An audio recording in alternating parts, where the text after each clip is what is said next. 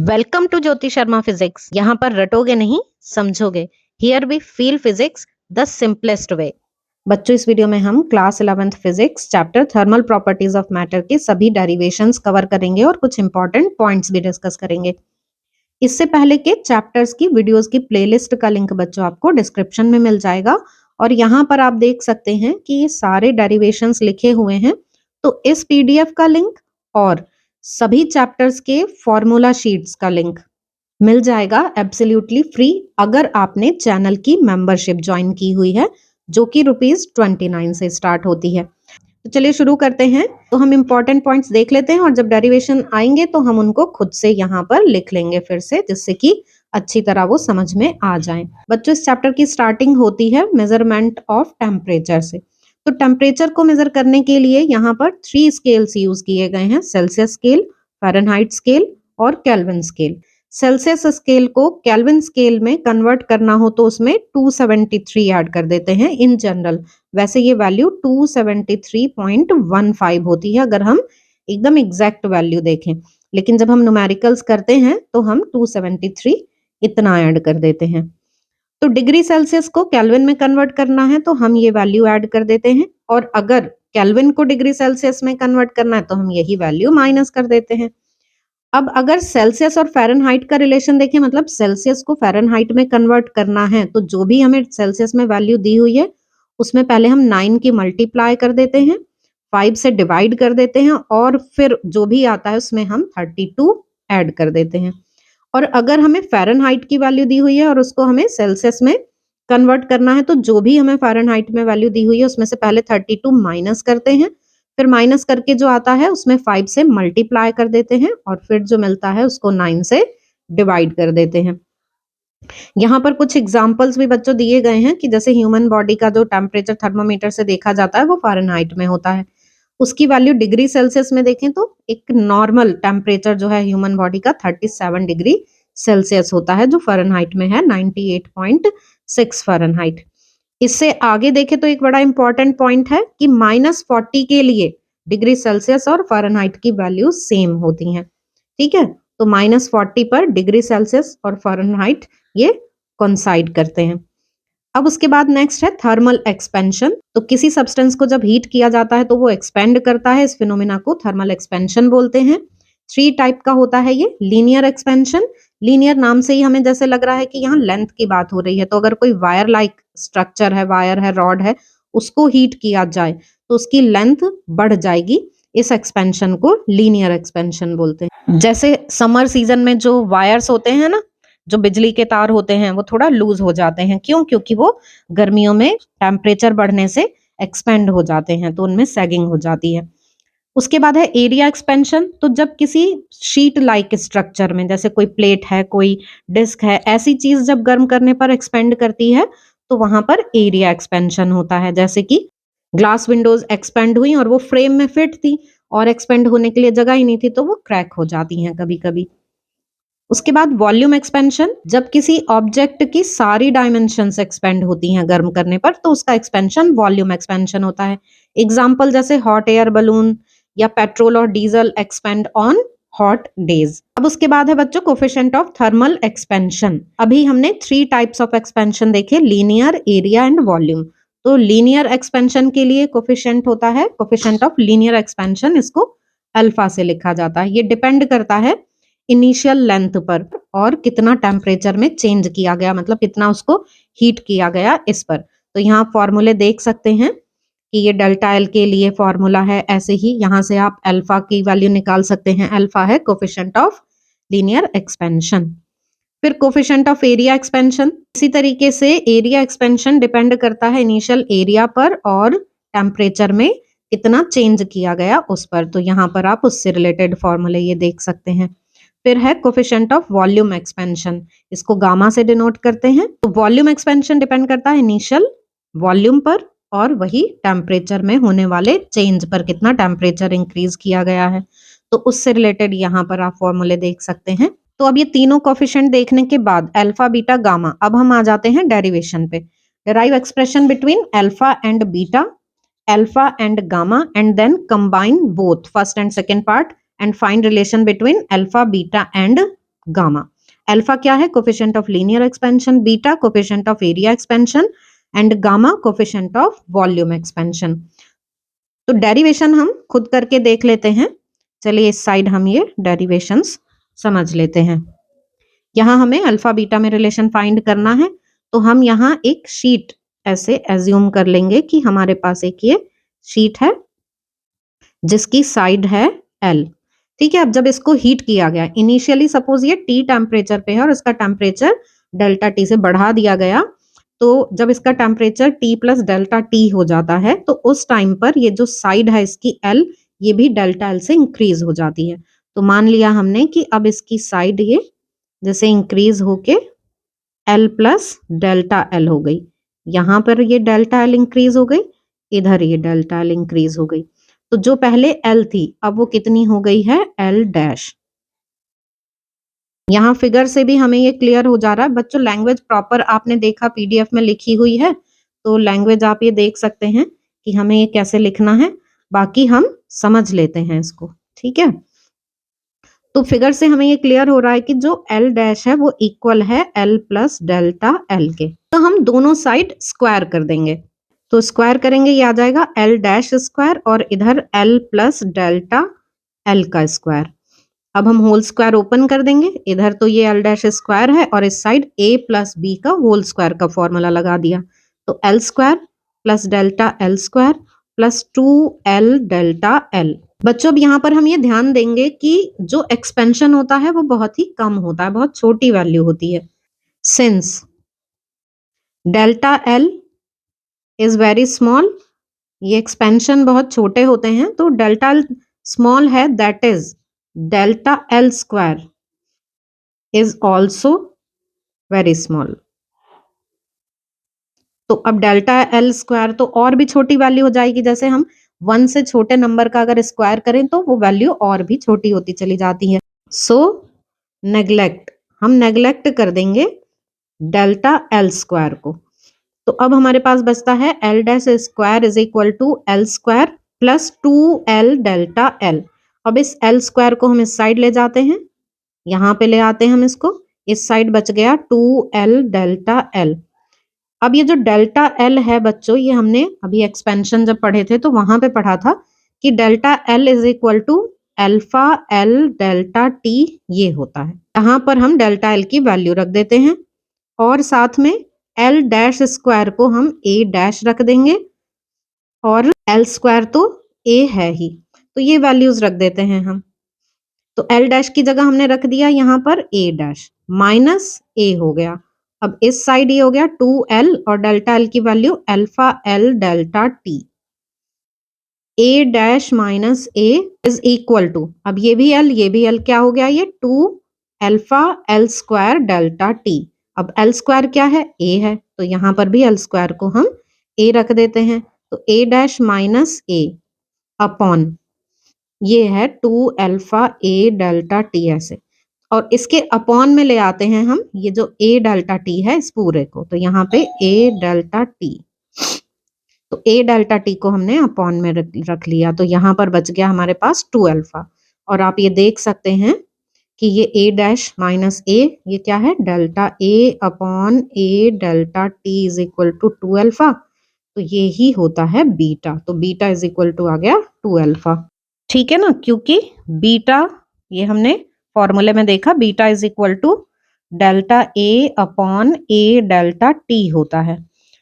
तो means coefficient of area expansion is 2 times of coefficient of linear expansion. तो ये relation आ गया alpha और बीटा के बीच में। अब हम रिलेशन फाइंड करेंगे between coefficient of linear expansion and coefficient of volume expansion. तो हम यहाँ पर एक ये क्यूब कंसीडर करते हैं जिसकी साइड है L। ठीक है, सभी साइड्स इसकी मीन्स इसकी लेंथ ब्रेथ हाइट सब L हैं। जब इसे हीट किया जाता है तो डेल्टा L से साइड्स इंक्रीज हो जाती हैं। जो अब इंक्रीज्ड लेंथ हो गई, इसकी जो इंक्रीज्ड साइड हो गई वो L डैश हो गई, और L dash is equal to L plus delta L, जैसे हमने ये ऊपर लिखा था बिल्कुल ऐसे ही। लेकिन यहाँ क्यूब है, हमें गामा का रिलेशन फाइंड करना मीन्स वॉल्यूम के लिए, तो हम क्या करेंगे? दोनों साइड का क्यूब कर देंगे। तो L dash cube is equal to L plus delta L का क्यूब। तो यहाँ हम फॉर्मूला अप्लाई करेंगे A plus B whole cube का, A cube plus B cube plus 3ab square plus 3a² b। तो ये L cube plus delta L cube plus 3l delta L square plus 3l² delta L. तो अब हम क्या करते हैं, इसमें नेग्लेक्ट कर देंगे, neglect delta L cube and delta L square as delta L is very small. तो डेल्टा एल बहुत छोटी वैल्यू है, इसलिए इसके स्क्वायर और क्यूब और भी छोटे होंगे। तो अब हमारे पास क्या आ जाता है, इसको नेग्लेक्ट करने के बाद L dash cube is equal to L cube. अब ये वाली टर्म नेग्लेक्ट हो गई, ये भी टर्म नेग्लेक्ट हो गई, बचा क्या यहाँ पर 3l² डेल्टा एल। इस एल क्यूब को हम इधर ले आते हैं, तो L dash cube minus L cube is equal to 3l² और डेल्टा एल की यहाँ पर हम वैल्यू रख देते हैं अल्फा एल डेल्टा टी। ठीक है, ये डेल्टा एल की वैल्यू रख दी हमने। तो L dash cube minus L cube, इधर ये 3, अब देखिए l² और l, ये हो गया एल क्यूब और यहाँ पर अल्फा डेल्टा टी बचता है ये। अब हम पुट कर देते हैं एल डैश क्यूब को रख देते हैं v डैश और एल क्यूब को रख देते हैं v। तो अब हमारे पास क्या आता है इससे कि यहाँ v dash minus v is equal to 3v alpha delta t। अब इसको हम लिख सकते हैं v dash minus v upon v को नीचे ले आए हम और डेल्टा t को, तो इस साइड बच गया 3 अल्फा। अब ये लिख सकते हैं हम इसको delta v upon v delta t, 3 alpha के इक्वल आ गया। और delta v upon v delta t ये क्या होता है, गामा। तो गामा इज इक्वल टू आ गया 3 अल्फा, क्योंकि गामा की वैल्यू होती है delta v upon v delta t। तो ये आ गया relation between gamma and alpha. Alpha beta gamma तीनों का रिलेशन एक साथ देख लेते हैं। इसके लिए हम लेके चलेंगे we have beta is equal to 2 alpha and gamma is equal to 3 alpha. अब इस रिलेशन से हमारे पास आया alpha is equal to beta upon 2 और इस रिलेशन से हमारे पास आया alpha is equal to gamma upon 3। So we have, अब इससे इन दोनों को कंबाइन कर दें तो हमारे पास क्या आ जाएगा, alpha is equal to beta upon 2 is equal to gamma upon 3। तो ये रिलेशन इस तरीके से लिखा जा सकता है अल्फा बीटा गामा का। इस पूरे में हम अगर 6 से मल्टीप्लाई कर दें तो 6 alpha is equal to 3 beta is equal to 2 gamma. तो इसको ऐसे भी लिखा जा सकता है बिल्कुल प्रॉपर वे में। यहाँ पे देख सकते हैं, आपको अगर लैंग्वेज कुछ देखनी हो तो यहाँ आप देख सकते हैं कि क्लियरली सब ये लिखा हुआ है। ठीक है, ratio of alpha beta gamma is equal to 1:2:3। ठीक है, तो बच्चों ये देख लिया हमने relation between alpha beta and gamma. अब नेक्स्ट डेरिवेशन है न्यूटन्स लॉ ऑफ कूलिंग, पर उससे पहले हम कंडक्शन का फॉर्मूला देख लेते हैं, कोफिशिएंट ऑफ थर्मल कंडक्टिविटी। इस पे न्यूमेरिकल आ जाता है, इसलिए इसका फॉर्मूला देख लेते हैं हम। कोफिशिएंट ऑफ थर्मल कंडक्टिविटी, इसके लिए फॉर्मूला देख लेते हैं तो हम समझ लेते हैं कि कंडक्शन क्या होता है। बच्चों हीट ट्रांसफर के 3 मेथड्स होते हैं, कंडक्शन, कन्वेक्शन एंड रेडिएशन। तो उसमें जो कंडक्शन मेथड है वो सॉलिड्स में होता है। जैसे हमारे पास सपोज कोई एक रॉड है, ठीक है, इस रॉड में ये एरिया इसका ए है, मतलब क्रॉस सेक्शन एरिया कहीं से भी लेंगे तो एरिया इसका ए है। इधर का टेम्परेचर एक एंड का T1 है और दूसरे एंड का T2 है। If T1 is greater than T2 then heat will transfer from T1 to T2।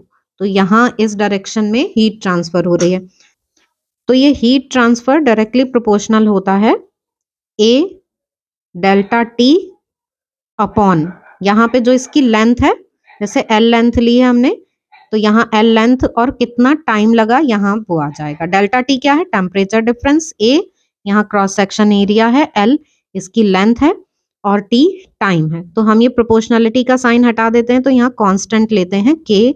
अभी हो गया K A delta T upon L into T. तो ये K जो है इसी को बोला जाता है कोफिशिएंट ऑफ थर्मल कंडक्टिविटी। बच्चों इस K की यूनिट होती है joule, second inverse, metre inverse और केल्विन इनवर्स।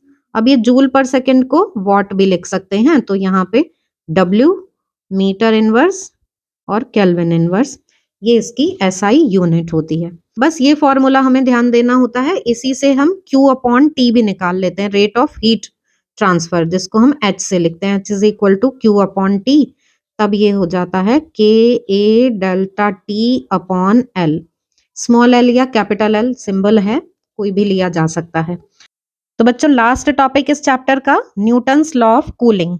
क्या है Newton's law of cooling? The rate of heat loss of a body is directly proportional to the temperature difference between the body and the surroundings. Condition इसमें क्या लेनी है? Provided small temperature difference, बहुत ज्यादा temperature difference उनमें नहीं होना चाहिए। तो अगर एक ऑब्जेक्ट जो हायर टेम्परेचर पर है उसको सराउंडिंग में रखा जाए जो कंपैरेटिवली लोअर टेम्परेचर है जिसका, तो higher temperature to lower temperature heat transfer होगी, और ये जो हीट लॉस हो रहा है उस बॉडी का, उसका रेट है ये dq अपॉन dt। तो रेट ऑफ हीट लॉस ये डिपेंड करेगा ऑब्जेक्ट और सराउंडिंग के टेम्परेचर डिफरेंस पर। तो न्यूटन्स लॉ ऑफ कूलिंग के according dq upon dt directly proportional to T minus TS। यहाँ पर T है बॉडी का टेम्परेचर, TS है सराउंडिंग का temperature.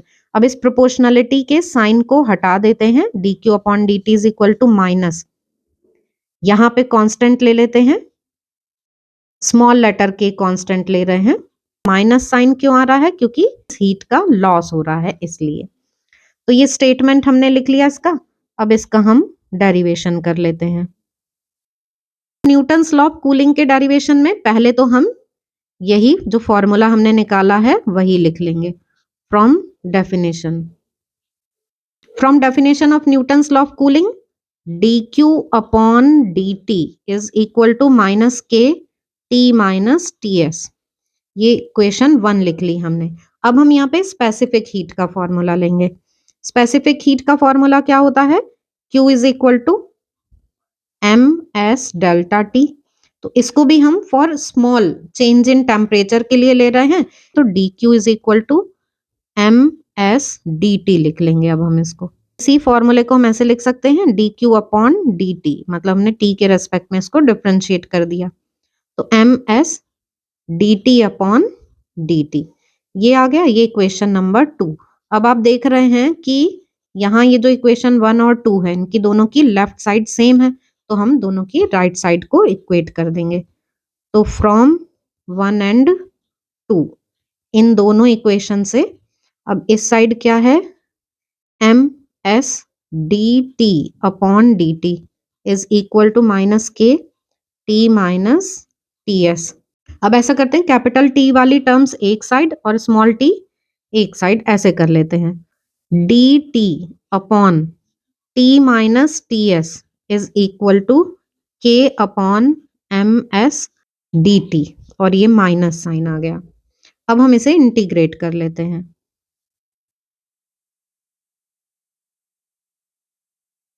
Integration dt upon t minus ts is equal to minus, अब ये जो है k अपॉन ms, इसको हम कैपिटल K लिख लेते हैं। यहाँ पर लिख देते हैं कि k is equal to k upon ms। Confuse नहीं होंगे कि ये कोफिशिएंट ऑफ थर्मल कंडक्टिविटी नहीं है। इसको इंटीग्रेट किया तो 1 अपॉन x dx का फॉर्मूला लगाया, जो कि होता है log x बेस e, तो ये आ गया t माइनस ts। और इधर इसका इंटीग्रेशन किया तो यहाँ पर आ गया ये के टी माइनस है, यहाँ पर हम इंटीग्रेशन कांस्टेंट भी ऐड कर देंगे। अब इसको हम इस तरह से लिख सकते हैं, t माइनस टी एस की वैल्यू यहाँ से निकालेंगे तो ये e power minus K T plus C, क्योंकि e power log base e x is equal to x होता है, क्योंकि e power log base e is equal to x। ठीक है, तो इस तरीके से t minus T S is equal to E minus K T plus C, और T minus T S is equal to E power minus K T into E power सी। ठीक है, यहाँ प्लस में है ना पावर्स, तो हमने उसको मल्टीप्लीकेशन में लिख दिया है। अब ई पावर सी, अगेन ये कांस्टेंट है, तो टी माइनस टी एस को हम ऐसे लिख देंगे, इस कांस्टेंट को फिर से हमने सी लिख दिया, ई माइनस के टी मीन्स ई पावर सी को ही हमने सी लिख दिया है। अब इस सी की वैल्यू निकालने के लिए हम क्या करेंगे कि at T is equal to 0, at time है ये वाला टी कि बिल्कुल initially, at T is equal to 0, T is equal to 0 पर टेम्परेचर, टेम्परेचर था टी नॉट, ये इनिशियल टेम्परेचर है। Then T minus T S, अब यहां लिखेंगे T naught, C E power, ये आ गया यहाँ पे, टी की वैल्यू 0 रखी हमने तो ई की पावर 0 हो गई, और ई की पावर 0 मतलब 1, तो ये सी की वैल्यू निकल आई, इससे C is equal to T naught minus T S. So T minus T S is equal to, C की जगह क्या लिखेंगे, T naught minus T S, और इधर ये E power minus K T. आपको समझ आया ये स्टेप क्या किया है इसमें, हमको सी की वैल्यू चाहिए थी, तो सी की वैल्यू हमने निकाली इस टी को 0 रख के, कि इनिशियली बिल्कुल जब टाइम 0 पर है तो उस टाइम पर जो टेम्परेचर है वो टी नॉट है, वो रख दिया हमने, तो इससे हमारे पास सी की value T naught minus T S आ गई। तो ये रिलेशन आ गया हमारे पास, फाइनल रिलेशन ये आ गया। बच्चों न्यूटन्स लॉ ऑफ कूलिंग पर बेस्ड जो न्यूमेरिकल्स होते हैं उसके लिए हम फॉर्मूला इस तरीके से लिखते हैं, T1 minus T2 upon T is equal to K T1 plus T2 upon 2 minus TS। तो बच्चों हमने ये न्यूटन्स लॉ ऑफ कूलिंग तक कंप्लीट कर लिया है, न्यूमेरिकल्स में जो फॉर्मूला होता है वो भी देख लिया है, और यहाँ पर आप ये देख सकते हैं कि किस तरह से इस पर बेस्ड क्वेश्चन आता है और उसका सॉल्यूशन भी आपको दिख रहा होगा। इस तरह से इस चैप्टर के जो भी टॉपिक्स हमने पढ़े वो सभी आपको समझ में आ गए होंगे, फिर भी आपके इनसे रिलेटेड कोई भी डाउट्स हो तो आप कमेंट सेक्शन में पूछ सकते हैं। Please like, share and subscribe. Thank you. Thanks for watching. All the very best.